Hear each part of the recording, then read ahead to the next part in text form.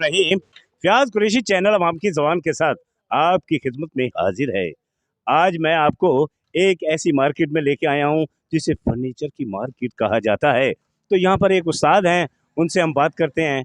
वो इस बारे में हमें मालूमात भी देंगे और आपको भी बताएंगे कि जिस फर्नीचर पर आप बैठकर जनाब चौड़े होकर बैठते हैं उनमें कितनी मेहनत लगती है और कैसा मटीरियल लगता है और कितना वक्त लगता है, वो आपको बताएंगे। जी अस्सलाम वालेकुम। वालेकुम सलाम। की नाम है भाई ਤੁਹਾਡਾ? मोहम्मद खान। मोहम्मद खान मोहम्मद खान कदों ਦਾ ਇਹ ਕੰਮ ਕਰ ਰਹੇ ਹੋ ਜਨਾਬ? तकरीबन 22 साल हो गए। 22 ਸਾਲ ਹੋ ਗਏ ਤੁਸੀਂ ਇਹ ਪਾਲਿਸ਼ ਦਾ ਕੰਮ ਕਰ ਰਹੇ ਹੋ। ਥੋੜਾ ਅੱਗੇ ਹੋ।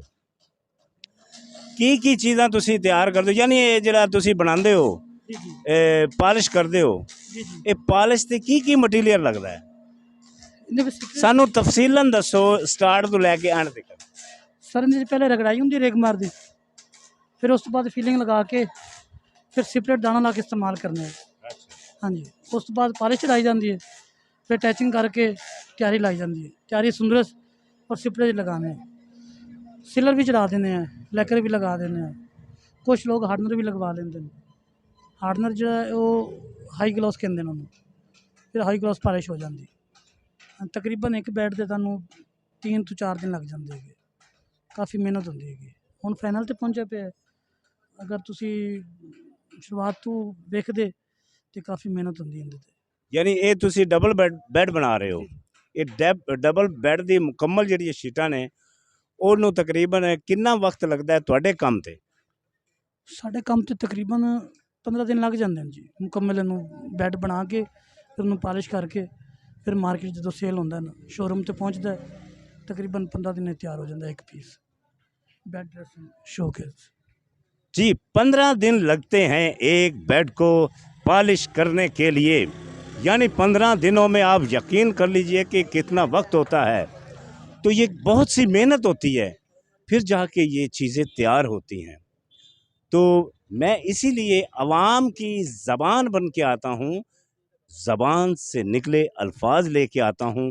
एक बंदा इतनी गर्मी में खड़े होकर के ये काम कर रहा है और उससे पूछते हैं कि आपको एक बेड जब आप तैयार कर लेते हैं तो उसमें आपको तकरीबन कितना मुनाफा मिलता है? जी एक बेड का 5,000 रुपये मिलता है। 5,000 रुपये आपको मिलता है। जो मटीरियल लगता है वो आप खुद लगाते हैं या उस मालिक? वो शोरूम वाले देते हैं। यानी 5,000 रुपये 15 दिनों के लिए बंदा बुक हो जाता है जी। और ख़ुद लगा लीजिए अंदाज़ा, 15 दिन के लिए 5,000 रुपये। खुद अंदाज़ा लगाइए कि दिहाड़ी कितनी बन गई। उस हिसाब से 500 रुपये भी नहीं बनती। तो देख लीजिए मेहनत एक मज़दूर की है। मैं यही कहता हूँ कि मज़दूर मेहनत कर रहा है, उसको उतना उसका उजर मिलना चाहिए। मैं ये जो चीज़ें बनवाते हैं शादी ब्याह के लिए बनवा लेते हैं, उधर वलीमे के लिए इतना खर्चा हो जाता है, इतनी वो कहते हैं ना, उन्होंने चीज़ें इकट्ठी करनी होती है, शॉपिंग करनी होती है। यहाँ आके खुद अंदाज़ा लगाइए कि 15 दिन के लिए बंदा बुक हो गया है और 10,000 के लिए। ठीक है, अच्छा तो आगे आप क्या कहना चाहेंगे? किसके लिए? आवाम के लिए। मैं ये पूछना चाह रहा हूँ कि आप 5,000 के लिए 15 दिन के लिए बुक हो जाते हैं तो मजदूरी बहुत कम है। हाँ, कम मजदूरी है। तो इस लिहाज से तो आपके 500 डेली बेस पे भी नहीं है। वैसे ना कि शोरूम में फिर हिसाब यही होता है। वो कहते हैं कि शोरूम का जो काम होता है वो रेगुलर आता रहता है, तो उस लिहाज से काम चलता रहता है, उससे फ़र्क नहीं पड़ता। ये है कि डेली बेस पे बंदा काम करने के लिए रवा रहता है, तो उसमें जो आपकी जो कहते हैं ना कि दिहाड़ी टूटती नहीं है, मिस नहीं होती। तो देखिए मज़दूर आदमी किस तरह महंगाई के आलम में और इतनी मज़दूरी में कैसे गुजारा कर रहा है।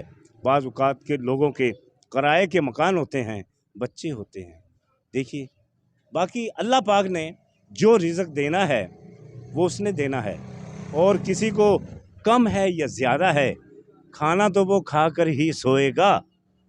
बाकी मैं गुजारिश यही करता हूँ कि जो भी काम करवाने वाले हैं ان کو چاہیے کہ ایسے جو مزدور ہوتے ہیں آپ کو ایسی ایسی چیزیں ورائٹیاں تیار کر کے دیتے ہیں، یہ ان کا فن ہے، ان کی فن کی قدر کیجیے۔ اسی کے ساتھ ہی فیاض قریشی، چینل عوام کی زبان کے ساتھ، بہاول نگر سے۔